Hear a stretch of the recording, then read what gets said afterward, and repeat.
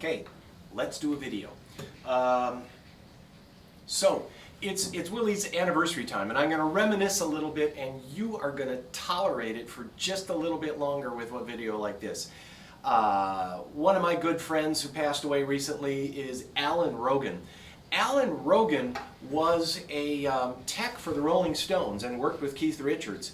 Alan loved Keith Richards, and I've spent a lot of time with Keith Richards.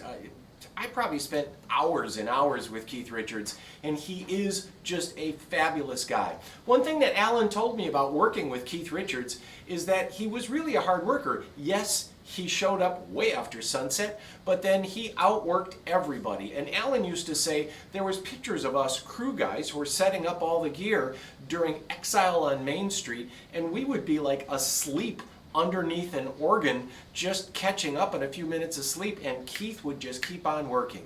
But having met Keith myself, he's just a great guy. He's wise, he is honest, he is fantastic, really. So I was really honored to meet Alan Rogan, and my wife and I would always go visit him when we went to London. And Alan goes back to having been in St. Paul and knew Pete from Pete's Guitars over on University Avenue.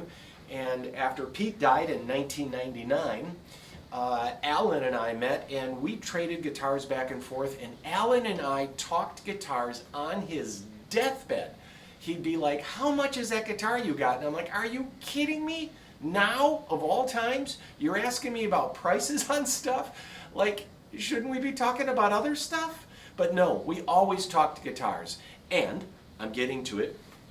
Then he went to work for The Who, which he worked for Pete Townshend. And when The Who came to town, they would call on Willie's. And here's a shot of Steve from our shop, and we are backstage, and The Who came to town, and they're like, "Will you just go through all the guitars?" What we did here in 2012 is go through, because a lot of the guitars were suffering from these cold climates and dry climates, and the sides of the frets would stick out. Pete uses a lot of newer guitars on stage, and so we would go through and clean up the edges of the frets. Not one or two, like 20, 25 guitars. One of the guitars that I saw backstage was this guitar. This is Pete Townshend's J200. And here's a shot of these guitars backstage. And this is a prototype, and this belonged to Pete Townshend. And I asked Alan, would he ever trade any of this stuff or sell any of this stuff? He's like, "No, I can't sell it. He gets it from Gibson. That would be rude to sell it, but what if I came up with something really cool to trade?" So anyway, I do have this. This is a J200.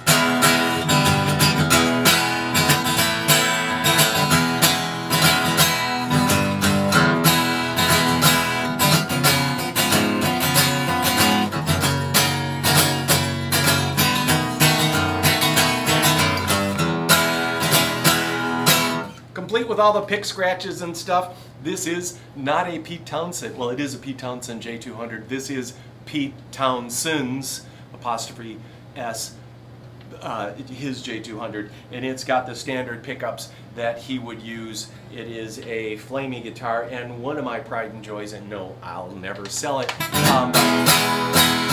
I got a couple of guitars from Pete over the years, and thank you to my dear friend Alan Rogan. And man, I have had such a great time hanging with Alan, Tom Petty, Pete Townshend, hanging around backstage for days, the Rolling Stones. It's been a great time to own Willie's American Guitars. It is kind of a legendary place, and all those bands loved us, and I am honored to say that we loved them back. So there. Now, having said that, Alan passed away, and I had worked out a deal with his daughter, and I got some guitars, and many of them I'm keeping, but I'm not keeping these because I'm not a big mandolin guy. These were made by Collings in 2010 for Alan, who is the Stones guy, Clapton's guy, the Who's guy, and probably the best known vintage guitar expert in the world. If everybody brags about knowing Alan Rogan, myself included. But Alan's gone now. And so these have a pickup in it, and these are the MT2s. So they make the MTs, and they make the MT2s, which are all gloss. This has the optional top, really flamey burled maple. So that's hard to get. You got to wait for it. And I introduced Alan to the Collings people, and they were very kind to him as well, because they should be, because they sold a lot of guitars to Pete Townsend as well.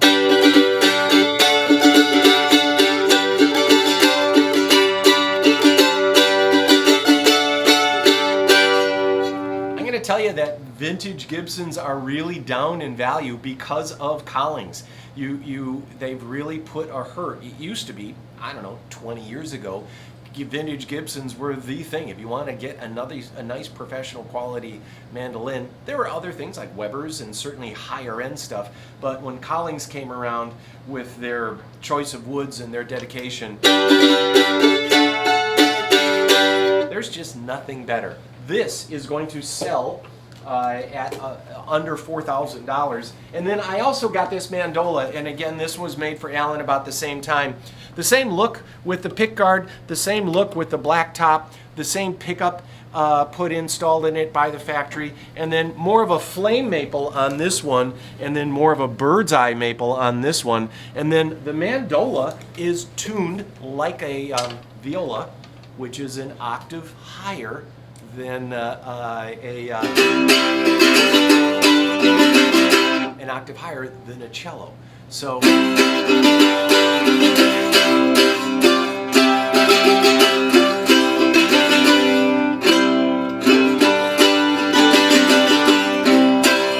guy who's holding the camera right now is actually a cello player, and if I was smart, I would let him play this.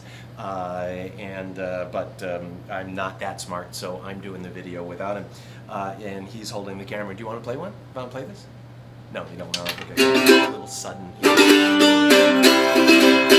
But when you look at the quality here, you look at the dart on the back, when you look at the binding on the sides, that white, black, white, it's just so much attention to detail it's just fantastic. The haircut headstock, the tapered headstock, it's tapered this way. You compare this to any Gibson and look at these little details they do. Yeah, let's not just cut the headstock like this, let's cut it at a slight angle everywhere. It is excellence. That is Collings' game. We can't find enough. I have 24 mandolins on order from Collings and I can't get them. Hurry up, you guys. So here's a couple of cool ones, formerly owned by Alan Rogan, my dear buddy, who I miss very much. That's the end of this video.